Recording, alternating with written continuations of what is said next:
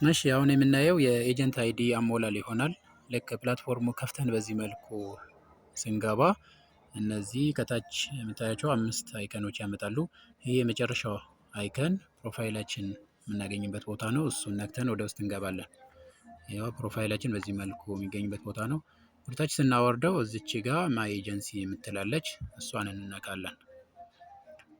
ነክተን ስንገባ በቃ መጻፊያ ቦታ ያመጣልናል። ፕሊስ ኢንተር ኤጀንት አይዲ ይላል። እሷን እንነካለን። ከዛ በኋላ ኤጀንት አይዲ ቁጥር እንጽፋለን። ቁጥር ከጻፍን በኋላ የባለቤቱ የአካውንቱ ባለቤት ስም ያመጣልናል። ከዛ በኋላ ምንድነው የምናደርገው? እዚች ጋር ነው የምንነካው። ፕሊስ ኢንተር ኤጀንትስ አይዲ የምትለዋን እንነካለን ማለት ነው። የባለቤቱ ስም እዚህ አካባቢ ነው የሚመጣው። እሱን አንነካውም፣ እንተውና እዚች ጋር ፕሊስ ኢንተር ኤጀንትስ አይዲ ስንል ኮንፊርም የሚል ይመጣልናል። ከዛ ኮንፊርም እንላለን። በመጨረሻ ኮንግራቹሌሽን ይለናል። በቃ ጨርሰናል ማለት ነው።